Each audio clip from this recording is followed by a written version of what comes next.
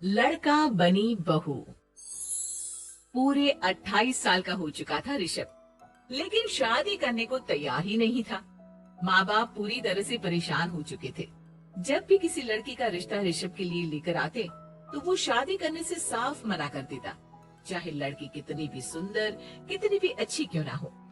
ऋषभ के माँ बाप को इसकी वजह समझ में नहीं आ रही थी। अरे ऋषभ बेटा, अच्छी खासी नौकरी लग गई है, दिखता भी इतना अच्छा है। आखिर बात क्या है, तुझे शादी क्यों नहीं करनी? देख, तू हमारा इकलौता बेटा है। अगर तू शादी नहीं करेगा तो कैसे काम चलेगा? लेकिन मैं शादी करना ही नहीं चाहता। मुझे कोई लड़की पसंद नहीं आती। अरे बेटा, अगर कोई लड़की तुझे पसंद हो तो उससे शादी कर ले, हमें कोई एतराज नहीं है। हाँ ऋषभ बेटा, अब देख, तेरी माँ से भी काम नहीं होता। घर में एक बहू आ जाएगी तो कम से कम घर का माहौल भी अच्छा होगा और तेरी माँ को मदद भी मिल जाएगी।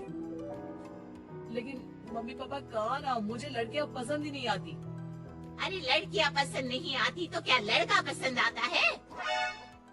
वो तो वक्त आने पर ही पता चलेगा। ऋषभ की बात सुनकर उसकी माँ और पापा का सर चकरा जाता है। कुछ दिनों के लिए ऋषभ अपने ऑफिस के काम से शहर से बाहर जाता है और जब लौट कर आता है तो सामने का नजारा देखकर उसके माँ पापा बेहोश होते होते रह जाते हैं।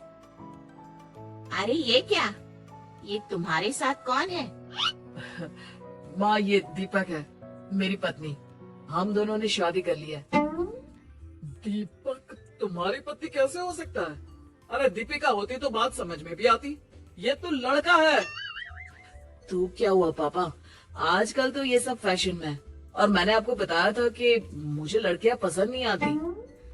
अरे तो इसका मतलब ये थोड़ी है कि तुम दीपक को दीपिका बनाकर ले आओगे। मुझे बहू चाहिए, बहू के रूप में, ये आदमी नहीं।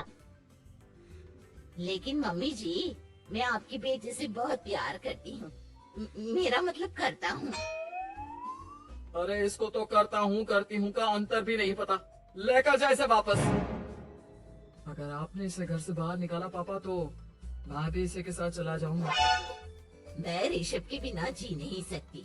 मेरा मतलब जी नहीं सकता। हमारा जिंदगी भर का साथ है, प्लीज हमें अलग मत कीजिए मम्मी जी, पापा जी। हे भगवान, ये तूने क्या दिन दिखाया। मेरे बेटे को थोड़ी अकल दे दे। लड़के को बहू बनाकर घर में ले आया है।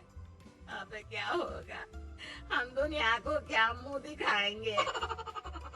माँ, बेकार में परेशान हो रही हो। दीपक आपके सारे काम करेगी और एक अच्छी बहू की तरह आपके साथ रहेगी, देखना। पहले तू खुद तो क्लियर कर ले कि ये कुछ करेगा या करेगी। बाद में हम सोचते हैं कि हम क्या करें।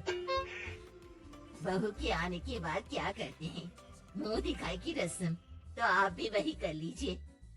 आप चाहे तो मैं पूरे मोहल्ले में न्योता दे आती हूँ। अरे रहने दे, तेरी वजह से बेइज्जती और ज्यादा होगी। आई बड़ी, मेरा मतलब है आया बड़ा न्योता देने वाला। अगले दिन सुबह के बाद दीपक बड़ी नजाकत से चलता हुआ सबके लिए चाय बनाकर सुबह सुबह बालकनी में आ जाता है।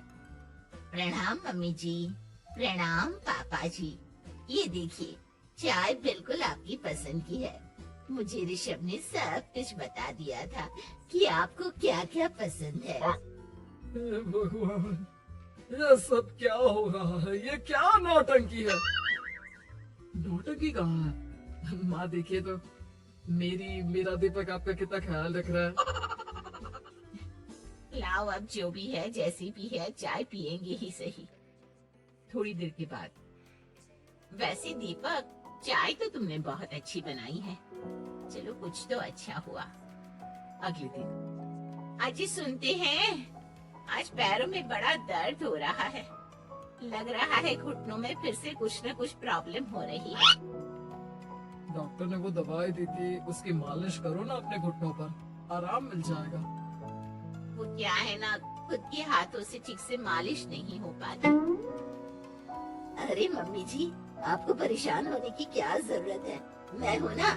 लाइए, मैं आपके पैरों पर मालिश कर देता हूँ। अब मेरा मतलब कर देती हूँ। अरे रहने दे, रहने दे। घर में बहू होती तो सेवा करती, यहाँ तो आदमी बहू बनकर बैठा हुआ है।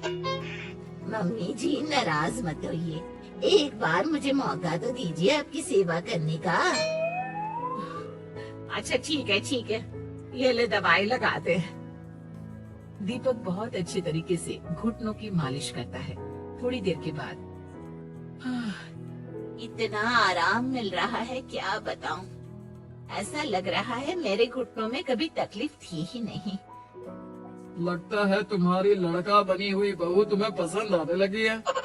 ऐसा कुछ भी नहीं है, वो तो बस इतने अच्छे से मालिश की इसलिए मैंने इसकी तारीफ कर दी। मम्मी जी पापा जी आपस में लड़ाई नहीं करते। अच्छा आप ये बताइए शाम के खाने में क्या खाएंगे? पनीर दाल मखनी पुलाव कुछ भी स्पेशल बता दीजिए। अरे भाई ये सारी चीजें मुझे तो खाने में बहुत ही पसंद है। तुम क्या कोई औरत हो जो पनीर दाल मखनी बनाओगी? हाँ, अरे लड़का हो तो लड़के की तरह बिहेव किया करो ना।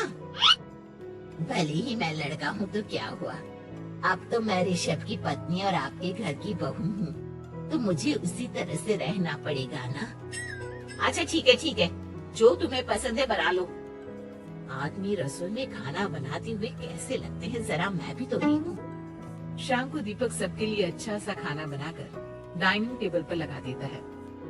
ऋषभ ऑफिस से जब लौट कर आता है, सब लोग खाना खाने के लिए बैठ जाते हैं। अरे वाह, क्या गजब का पनीर और दाल मखनी बनाई है। ऐसा जायका तो होटल के खाने में भी नहीं आता। दीपक कितना अच्छा खाना बनाती हो, मेरा मतलब बनाते हो। तुम्हारी इसी अदा की वजह से तो मुझे तुमसे प्यार हो गया। अरे बहुत हो गया, आदमी होकर आदमी से प्यार करते हो। अरे लेकिन कुछ भी कहो, जरा खाना खा कर तो देखो ऋषभ की माँ, मजा आ जाएगा। हाँ वैसे बात तो आपकी सही है, खाना तो वाकई में लाजवाब है। इतना स्वादिष्ट पनीर तो मैंने अपनी जिंदगी में नहीं खाया। कितना अच्छा होता अगर ये दीपक दीपिका होती।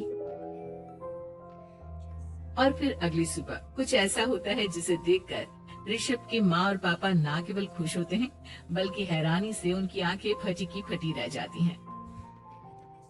उन्होंने जो नजारा अपनी आंखों के सामने देखा, उसे देखकर उन्हें अपने आप पर भरोसा नहीं हुआ।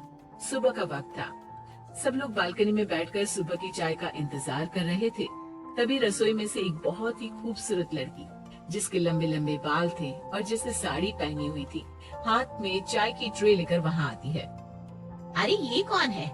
रातों रात हमारा लड़की बहू बन गया क्या? मुझे लगता है कोई सपना देख रहा है। इतनी सुंदर बहू तो हमने सपने में भी नहीं देखी। देखा माँ, जादू हो गया जादू। अरे लेकिन ये है कौन?